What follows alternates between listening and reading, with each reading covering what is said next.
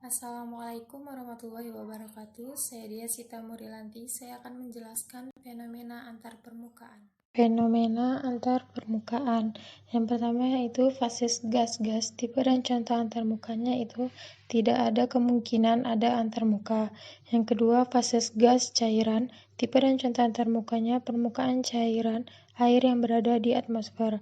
Yang ketiga, fases gas padatan. Tipe dan contoh antarmukanya itu permukaan padat bagian atas meja. Yang keempat, cairan-cairan. Tipe dan contoh antarmukanya yaitu antarmuka cairan-cairan emulsi. Yang selanjutnya, cairan padatan yaitu tipe dan contoh antarmukanya adalah antarmuka cairan padatan suspensi. Yang terakhir, padatan-padatan yaitu tipe dan contoh antarmukanya antarmuka padatan-padatan partikel-partikel serbuk yang sering mendekat. Kemudian perhitungan tegangan antarmuka. Tegangan permukaan adalah gaya persatuan panjang yang diberikan sejajar dengan permukaan untuk mengimbangi tarikan ke dalam. Tegangan permukaan mempunyai satuan din dalam CGS. Kemudian tegangan antarmuka adalah gaya persatuan panjang yang terdapat pada antarmuka dua fases cair yang tidak bercampur, mempunyai satuan din per cm. Tegangan antarmuka selalu lebih kecil daripada tegangan permukaan karena gaya adhesif dua fase cair yang membentuk suatu antarmuka adalah lebih besar daripada bila suatu fase cair dan satu fase gas berada bersama-sama. Jadi, bila cairan bercampur dengan sempurna, tidak ada tegangan antarmuka yang terjadi. Metode pengukuran tegangan antarmuka. Yang pertama yaitu metode kenaikan kapiler, dan yang kedua yaitu metode Dunoy. Pemilihan suatu metode tertentu bergantung pada apakah tegangan permukaan atau tegangan antarmuka yang akan ditentukan, ketetapan dan kemudahan yang akan diinginkan, ukuran sampel yang tersedia, dan apakah efek waktu pada tegangan permukaan akan diteliti atau tidak. Selanjutnya, metode kenaikan kapiler.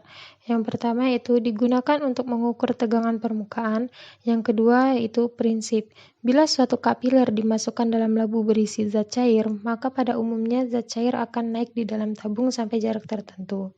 Dengan mengukur kenaikan ini, tegangan muka dapat ditentukan karena diimbangi oleh gaya gravitasi ke bawah dan bobot dari cairan tersebut. Assalamualaikum warahmatullahi wabarakatuh. Saya Latifah Nabila. Di video kali ini saya akan menjelaskan tentang tegangan permukaan. Tegangan permukaan merupakan gaya atau tarikan ke bawah yang menyebabkan permukaan cair berkontraksi dan benda dalam keadaan tegang. Hal ini disebabkan oleh gaya tarik yang tidak seimbang pada antar muka cairan. Manfaat tegangan permukaan ini dapat mempengaruhi penyerapan obat, penetrasi molekul, dan pembentukan dan juga kestabilan emulsi. Penyebab terjadinya tegangan permukaan ini karena adanya kohesi di bawah zat cair yang lebih besar daripada kohesi di permukaan zat cair. Jadi, permukaan air akan cenderung mengerut dan membentuk luas permukaan sekecil mungkin. Faktor yang mempengaruhi tegangan permukaan ini yaitu suhu, zat terlarut, dan surfaktan. Dapat diterapkan dalam kehidupan sehari-hari, misalnya pada sabun cuci sengaja dibuat untuk mengurangi tegangan permukaan air. Mencuci pakaian dengan air hangat atau air lebih bersih. Alkohol dan antiseptik pada umumnya punya kemampuan untuk membunuh kuman. Itik dan angsa bisa berenang dan terapung di atas permukaan air karena bulu-bulunya tidak basah oleh air dan gelembung yang dihasilkan oleh air sabun. Assalamualaikum warahmatullahi wabarakatuh. Perkenalkan, nama saya Mia Rosita dengan NIM 19482011049. Baiklah, saya akan menjelaskan materi tentang energi bebas permukaan atau yang sering disebut dengan energi bebas antarmuka atau energi permukaan mengkuantifikasi gangguan ikatan antar molekul yang terjadi ketika permukaan dibuat. Dalam fisika padatan, permukaan harus secara intrinsik kurang menguntungkan daripada sebagian besar material atau molekul di permukaan memiliki lebih banyak energi dibandingkan dengan molekul di sebagian besar material. Jika tidak akan ada gaya pendorong untuk permukaan dibuat, menghilangkan sebagian besar materi atau lihat sublimasi. Oleh karena itu, Energi permukaan dapat didefinisikan sebagai energi berlebih di permukaan material dibandingkan dengan curah, atau merupakan pekerjaan yang dilakukan untuk membangun area permukaan tertentu. Cara lain untuk melihat energi permukaan adalah dengan menghubungkannya dengan pekerjaan yang diperlukan untuk memotong sampel massal, menciptakan dua permukaan. Ada energi berlebih sebagai akibat dari ikatan yang sekarang tidak lengkap dan belum terrealisasi pada kedua permukaan. Pengukuran sudut kontak. Pengukuran sudut kontak dapat digunakan untuk menentukan energi permukaan suatu material. Memotong benda padat menjadi beberapa bagian mengganggu ikatannya dan meningkatkan luas permukaan, dan karenanya meningkatkan energi permukaan. Jika pemotongan dilakukan secara bolak-balik, maka kekekalan energi berarti energi yang dikonsumsi oleh proses pemotongan akan sama dengan energi yang melekat pada dua permukaan baru yang dibuat. Oleh karena itu, energi permukaan satuan suatu material akan menjadi setengah dari energi kohesi. Semua hal lain dianggap sama. Dalam praktiknya, ini hanya berlaku untuk permukaan yang baru disiapkan dalam ruangan hampa. Permukaan sering berubah bentuknya dari model sederhana, ikatan terpecah yang baru saja disiratkan di atas.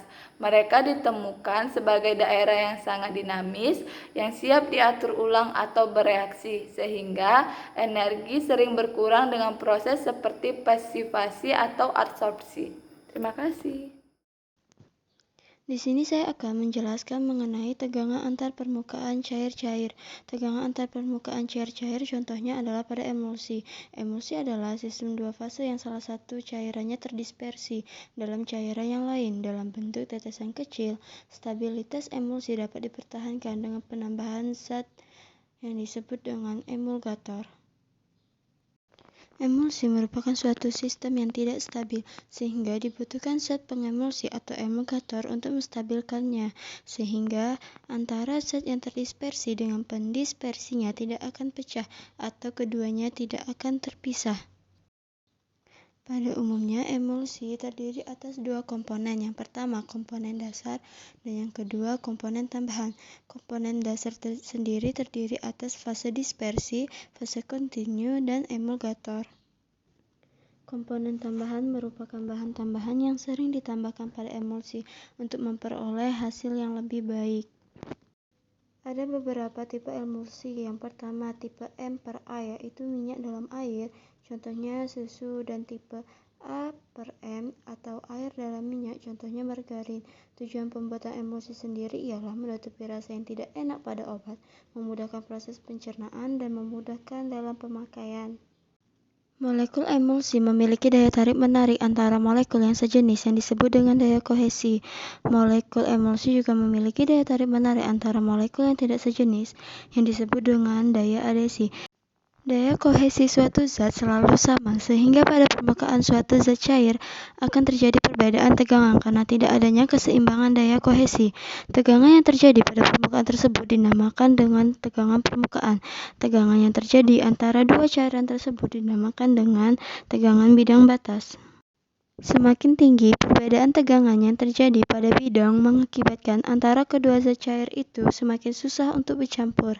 Di dalam teori ini dikatakan bahwa penambahan emulgator akan menurunkan dan menghilangkan tegangan permukaan yang terjadi pada bidang batas, sehingga antara kedua zat cair tersebut akan mudah bercampur. Tegangan antarmuka adalah gaya persatuan panjang yang terdapat pada antarmuka dua fase cair yang tidak bercampur. Dalam emulsi, tegangan antarmuka mempengaruhi terjadinya emulsi. Semakin kecil tegangan antarmuka, semakin besar emulsi itu terjadi. Peran ahli farmasi terhadap stabilitas suatu sediaan obat sangatlah penting, baik obat-obatan yang bentuk padat hingga sediaan yang berbentuk cair. Dilihat dari tingkat ketidakstabilan senyawa obat, sediaan cair merupakan sediaan yang cenderung tidak stabil dan lebih mudah mengalami ketidakstabilan fisik maupun kimia. Emulsi adalah sediaan yang mengandung bahan obat cair atau larutan obat.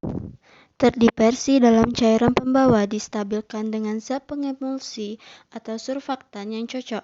Dalam pembuatan suatu emulsi, pemilihan suatu emulgator merupakan faktor yang penting untuk dipertimbangkan oleh seorang farmasis, karena mutu dan kestabilan suatu emulsi banyak dipengaruhi oleh emulgator yang digunakan. Salah satu emulgator yang banyak digunakan adalah zat aktif permukaan atau surfaktan. Mekanisme kerja emulgator ini adalah menurunkan tegangan antar muka air dan minyak, serta membentuk lapisan film pada permukaan fase terdispersi. Sekian penjelasan dari saya ucapkan terima kasih.